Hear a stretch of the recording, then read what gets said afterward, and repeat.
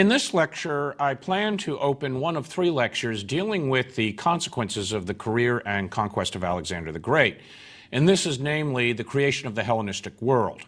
It designates a period and a civilization, and even to some extent a geographic area, running from 323 BC, the death of Alexander the Great, down to 30 BC, when Cleopatra VII, well known to the public as the Cleopatra of Antony and Cleopatra, committed suicide, and the soon-to-be Roman Emperor Augustus annexed Egypt and incorporated the remaining regions of the Eastern Mediterranean that had formed part of the Hellenistic world as parts of the Eastern Roman Empire.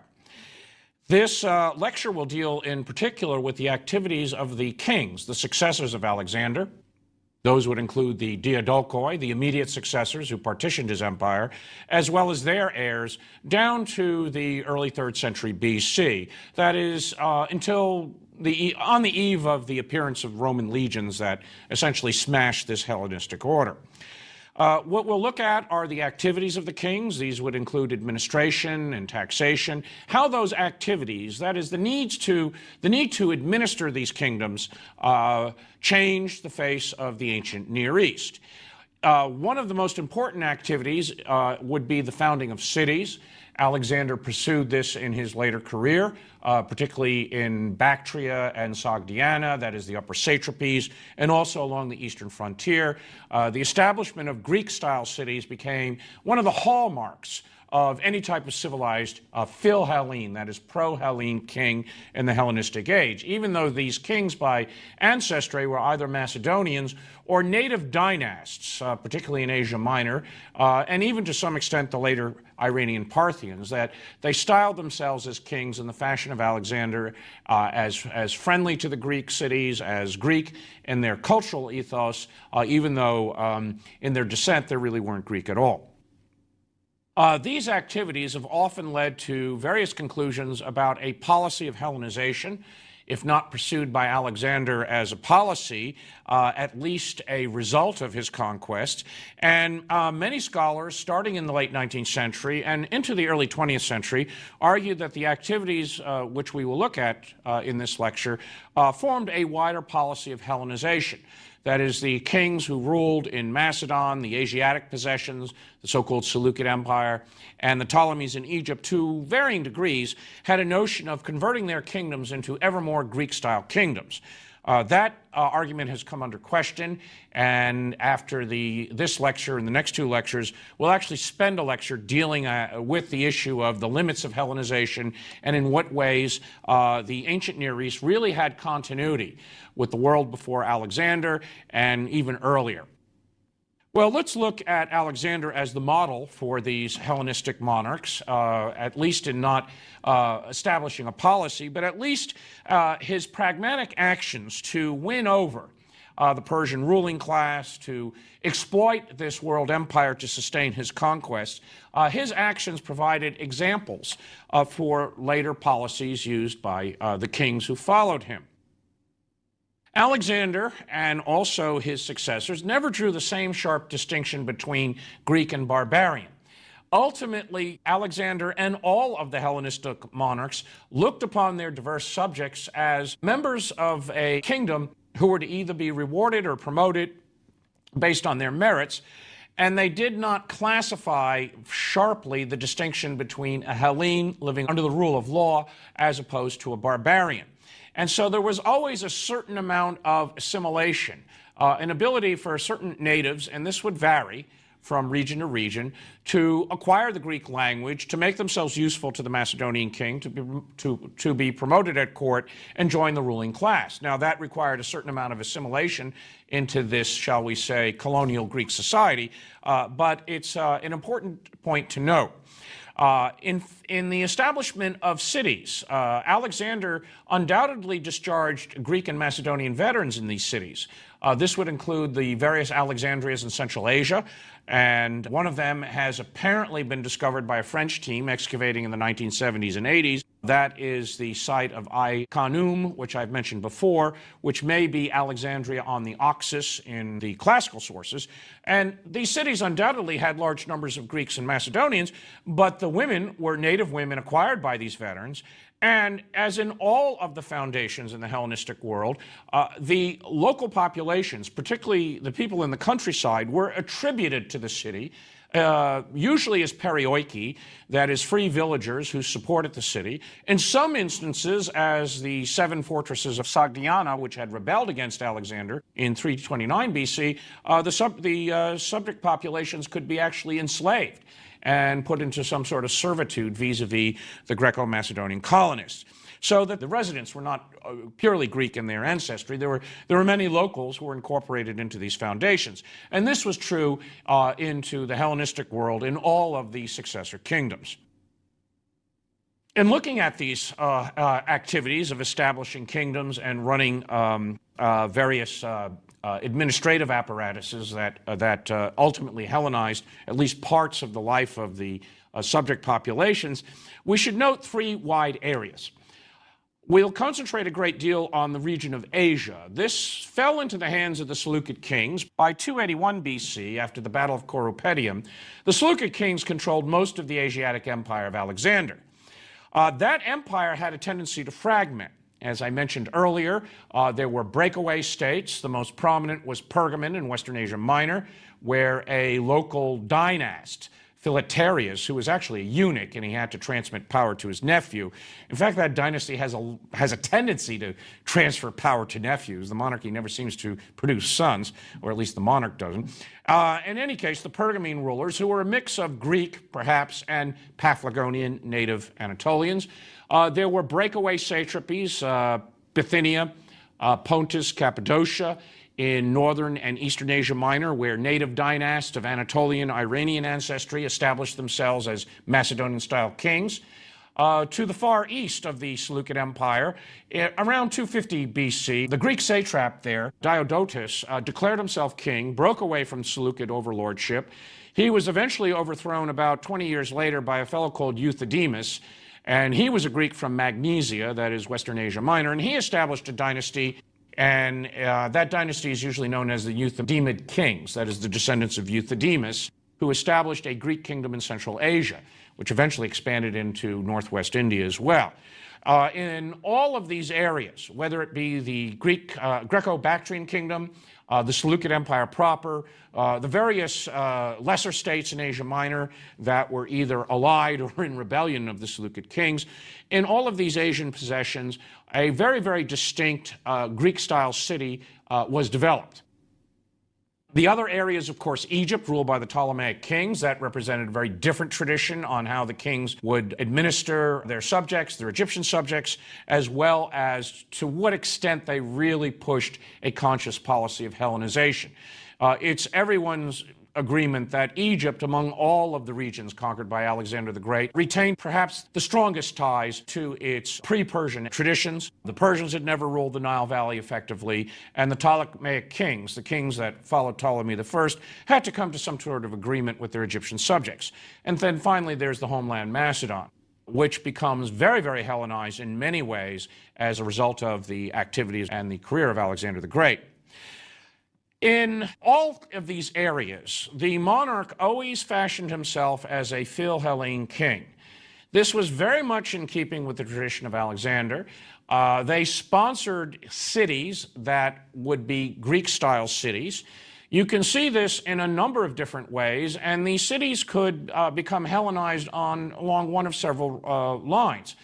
For instance, there could be a prominent natives community, which wasn't Greek at all, but its inhabitants had long been in contact with the Greek world. The best example is Sardis, which is being excavated by an American team, and the excavations of Sardis have borne this out.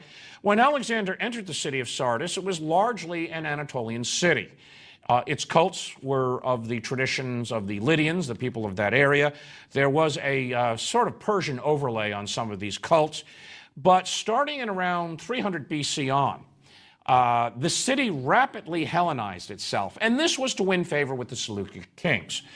Sometimes Sardis acted as the resident of the Seleucid king when he was in Western Asia Minor, but the Lydians and the Greeks living among them realized that to gain privileges and rights, exemptions from taxation, privileges for their sanctuaries, it was best to present themselves as a Greek city rather than a Lydian city. And this is seen in the way the sanctuaries are all remodeled. The great altar of Zeus, which was essentially a large ash altar, which was rebuilt as a monumental altar in the Hellenistic age, that altar is depicted on coins of the Roman age. It doesn't survive, but there's a very good comparable one from Pergamon. That is the Pergamon altar, built by the kings of Pergamon and is now reconstructed in the Berlin Museum, or at least its reliefs are. And they consciously redid that as a Greek altar, a Greek shrine. The various temples were remodeled as temples of Artemis and the appropriate Greek equivalent. Zeus Lydios was another god. That is, the supreme god was turned into Zeus. This gained them great patronage. And we find this pattern very common throughout Asia Minor, among peoples known as the Phrygians, the Carians, the Lycians. These were all people of Western and Southern Asia Minor, long in association with the Greeks.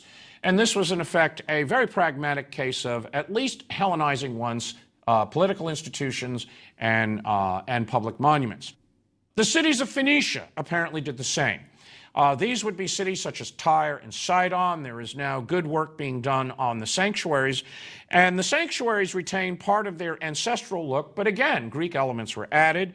The Phoenician cities were usually under Ptolemaic control, and it was very much in their interest for these Phoenicians to present themselves as part of a wider civilized Greek-style community of cities in the Eastern Mediterranean. So that was one pattern. Some cities were simply honored as Greek cities. This included the site that is now identified as the city of Issus, very close to where the battle was fought by Alexander in 333 BC. It's been excavated by a team from Bilkent University. And this city really had no particular claim to fame, except it became an Alexandria, probably under the Seleucid kings, as a way of memorializing Alexander's deeds. And some 90 cities across the wider Hellenistic world were probably elevated to Alexandrias just on those grounds alone. There are also instances of royal foundations where any of these monarchs, whether they be Seleucid, the lesser dynasts, even the Ptolemaic kings, outside of their immediate domains in Egypt. These would be in areas such as Asia Minor or Phoenicia, or possessions in Cyrene, that is in eastern Libya. The kings established Greek-style cities. In northern Syria, the Seleucid kings created a virtual mini Macedon. Numerous foundations of Macedonian, Thessalian, and North Greek colonists were established. These cities rose to great prominence in the Roman world, and they carried names that were either dynastic, Apamea, the name of the first wife of Seleucus I, or they took the names of cities from Macedon, such as Edessa, Larissa, and Thessaly, which pointed to the origins of the colonists coming from the Macedonian homeland or from Greece. These colonies were somewhat different. These cities essentially were established as reservoirs for military and administrative personnel. The residents in the Seleucid Empire were often known as katoikoi, that is, they were colonists with a military obligation. The Ptolemies founded towns along those lines, especially in the Fayum district. They called their military colonists klerorkoi in Greek. And these colonists were essentially citizens of a Greek-style city, but that city had limits. It didn't have the full assembly, council, and magistrates. There was usually a royal official that presided over them, and their autonomy and freedom was circumscribed. Nonetheless, they presented the image of a Greek-style city in their public monuments, in the use of Greek as the official language, in the festivals and the temples that were modeled along Greek lines. Very often there would be local cults that could be incorporated into this, and they would be thoroughly Hellenized. This is borne out by a Seleucid colony in Asia Minor known as Stratonicia, which has been excavated by a Turkish team. And the two leading divinities, one was identified with Hecate at a site called Lagina, just to the east of the city, and the other, cult to the ancient Anatolian weather god, was identified with Zeus atop a mountaintop. And these two native cults were essentially incorporated into a Greco-Macedonian colony. Stratonicaea, or Stratonicea, as we anglicize it, was named after a Seleucid queen. We're not sure which one. There were several of that name. And that is a typical pattern of how the kings promoted these cities. In Central Asia, it was remarkable how Greek cities were established by Alexander and his successors, especially Euthydemus and his heirs. That French excavation uncovered at Ai-Khanoum a remarkable Greek city built in probably the later years of Alexander. It is a residence of perhaps 50 or 70,000 individuals. It has a perfect agora, that is central marketplace. And this city endured as a Greek city with very little outside influence, as far as we can tell, down to about 130 BC when the Saka, people from the steppes, sacked it and destroyed it. So in Bactria, Central Asia, where you had Greek kings, in the Seleucid heartland, in parts of Mesopotamia, Syria, Asia Minor, there are numerous Greek cities being established as colonies or native cities that were Hellenizing themselves, or in some cases cities that were simply awarded honorary status as an Alexandria. And so there was this creation of Greek-style cities. Now, whether this actually amounted to a policy of Hellenization in any conscious way is probably overstating the case.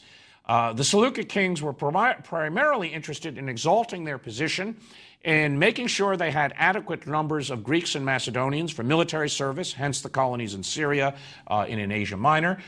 They also carried out these activities as part of their image as Philhellene kings, and that was very important because they had to draw administrative talent, colonists and merchants beyond the borders of their kingdom from the Greek homeland, so they had to act in the traditions of Alexander and Philip as Philhellene kings.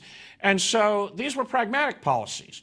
The natives that Hellenized their cities in Asia Minor and Phoenicia, they were doing it in order to win royal patronage. And that Hellenization only went so far. Aramaic was still widely spoken in the Middle East as a commercial language. Not all the cults were Hellenized.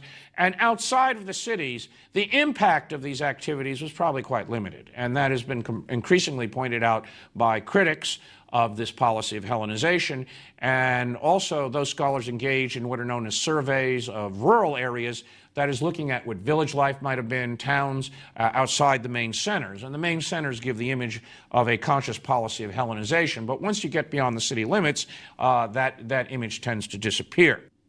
In Egypt, the situation was even more dramatic. The Ptolemaic kings ruled Egypt as the heirs of the pharaohs. In the temples and sanctuaries of the Egyptians, hieroglyphic inscriptions were commissioned. The ancient shrines were restored and remodeled in their traditional style. And the Ptolemaic kings were essentially depicted in the reliefs as traditional pharaohs.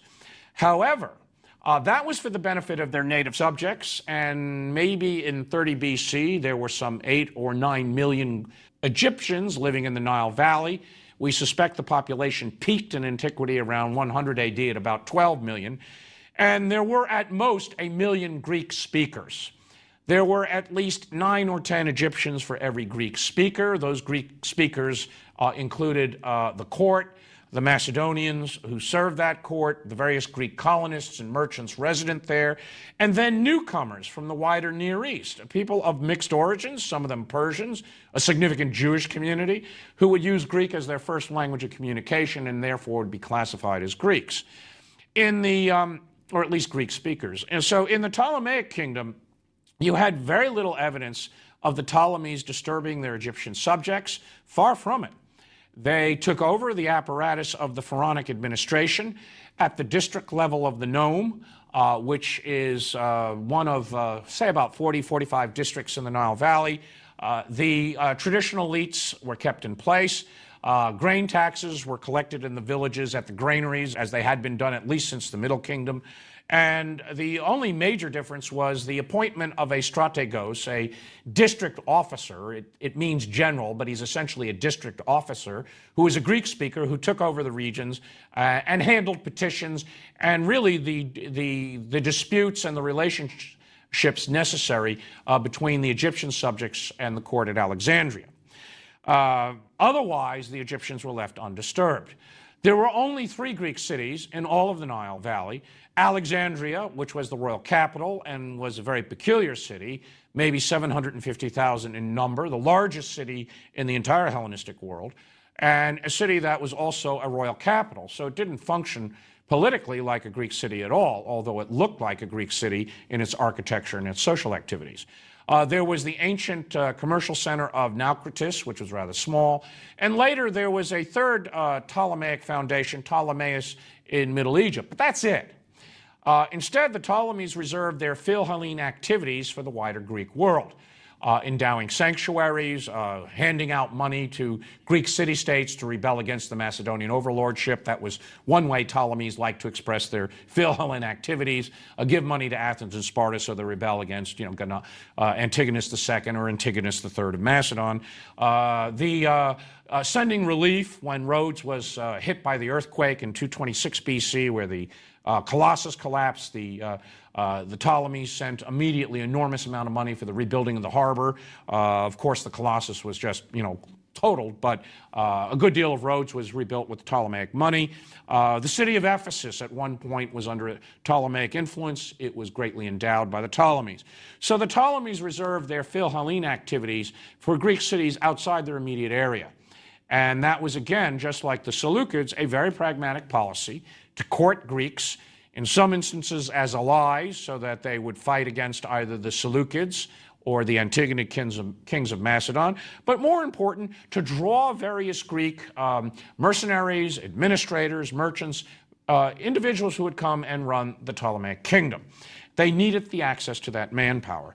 And that has been dramatically displayed in an archive of letters and administrative documents of a fellow named Zenon, who was a secretary in the reign of Ptolemy II and Ptolemy III.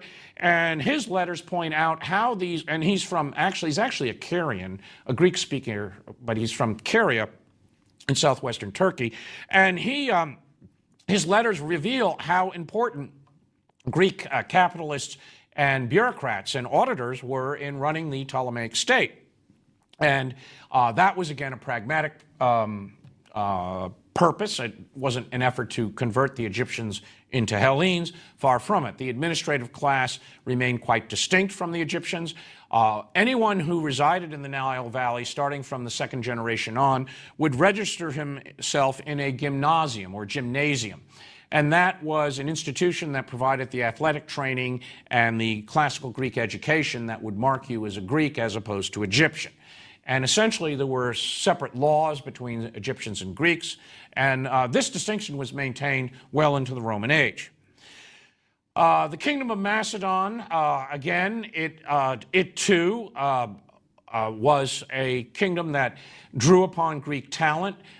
For instance, when Athens was defeated in 322 BC and something like 21,000 or 22,000 Athenians were deprived of citizenship, Antipater encouraged those people to emigrate to Macedon and Thrace and become, in effect, Macedonian subjects. Some of them took them up on that. The Macedonian kings were constantly establishing cities. They were encouraging the development of Greek-style cities in their kingdom. Attic Greek essentially became the language of the Macedonian court, and by the Roman age, Macedon, in every sense of the word, was part of the wider Greek-speaking world, and many of the distinct customs, and certainly the Macedonian language, which had divided Macedonians from Greeks in the time of Alexander, had disappeared. Yet all of these arrangements, all of these efforts at creating effective kingdoms, in promoting Greek-style cities, they were largely for the benefit of the monarchies, Antigonid, Seleucid, Ptolemaic. They differed. The process was extremely uneven. Egypt was very little affected by these activities. Most of the Egyptians still lived along their traditional mores and in villages and towns that differed little from, say, the time of the Middle Kingdom or the New Kingdom in the Bronze Age. Iran was remarkably unaffected by these changes. The Seleucid Empire, or the Seleucid kings, were very intense in their activities in the Fertile Crescent, that is Syria and Mesopotamia in Asia Minor, but Iran was little influenced by it. The Seleucid kings held Iran by coming to terms with the Iranian elites, and Iran really was only marginally influenced by all of these developments, and there was no need to do so, and therefore the Seleucid kings just didn't press Greek cities in their Iranian domains. The upper satrapies of Bactria and Sogdiana, well, they were Hellenized because you had a native dynasty of Greek kings ruling there who saw it as part of their means of securing their state. And then they exported some of these cities to their Indian conquest in northwest India in the 2nd century BC. That would be largely the activities of King Demetrius and King Menander. The relationships between these monarchs and the Greek cities, both the cities within their domains as well as in the wider Greek world, was a very subtle interplay. And we have a number of letters on inscriptions that indicate this relationship and gives you some idea why these kings followed the example of Alexander and Philip to promote these various cities. I'd like to read one passage, and this is from a document of King Antiochus III, who ruled in the Seleucid Empire from 223 to 187 BC and had the misfortune of being defeated by the Romans. And he writes to the city of Magnesia ad Maiandrum, which is in western Turkey today and was the site of an enormous sanctuary to the goddess Artemis. It was one of the largest enclosed sanctuaries of the entire Greek world. And Magnesia was in this twilight zone between being part of the Seleucid Empire and in the Seleucid Empire. It was an independent, ancient Greek city on the shores of Asia Minor. And just listen to the tone of the letter. This is Antiochus responding to an embassy and letter sent by the city. King Antiochus to the council and people of Magnesia, greetings.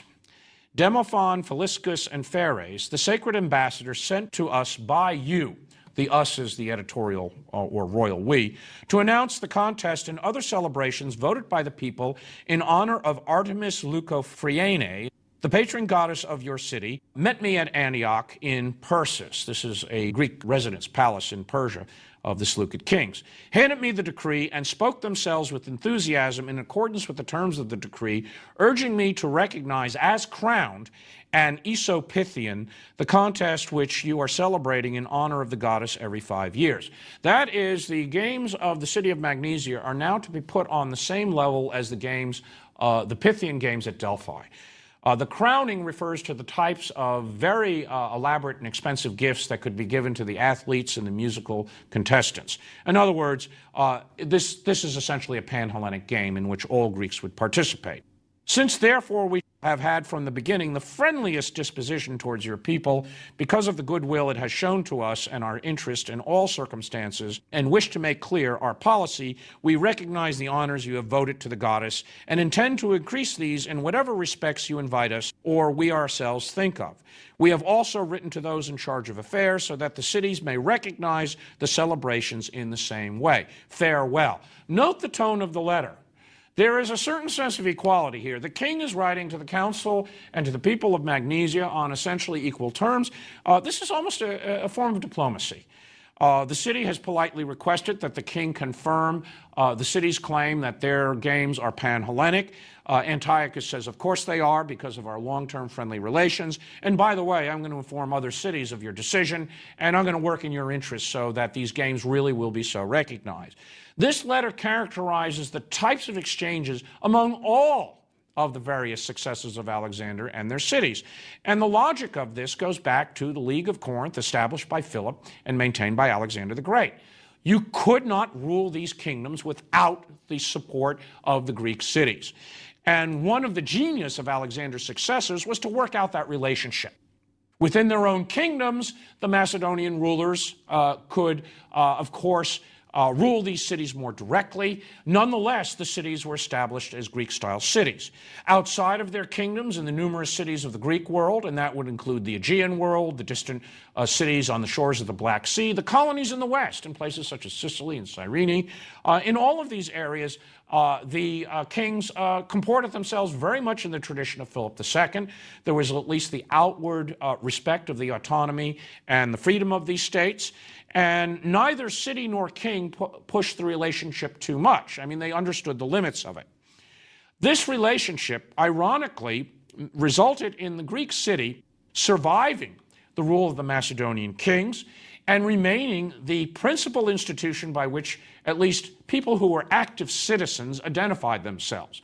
It's anyone's question what the peasants and the servile populations in the countryside might have thought. But for anyone living in cities in the Hellenistic world, outside of Egypt and Iran, these cities were the principal identification. They thought of themselves as citizens of the city. They had a relationship with the various great monarchs of the era. And the kings, the Macedonian kings, had to promote this and encourage it. They tried to direct it. They tried to exploit it, make use of the talent of the citizens of these cities as soldiers, as administrators, as officials, diplomats, explorers, and merchants. Nonetheless, the Greek city survived the creation of the Hellenistic kingdoms. And it survived so well that, ironically, it was these Greek cities, both in the Greek homeland and the newer establishments in Asia Minor and in the Levant and even farther east in Mesopotamia, it was these Greek cities that ultimately toppled the Macedonian political order. And they did so by turning to a fellow city in Italy, Rome, and calling in Rome as what they thought was simply an Italian version of the city-state. And Rome would appreciate these cities, and in knocking down the Macedonian monarchies, would exalt these cities to the premier position as the cultural and political institution of their eastern provinces. No small achievement by Alexander and the Hellenistic kings. They ensured the survival of the Greek city as the cultural center for the ancient world, really down to the 7th century AD with the emergence of Islam.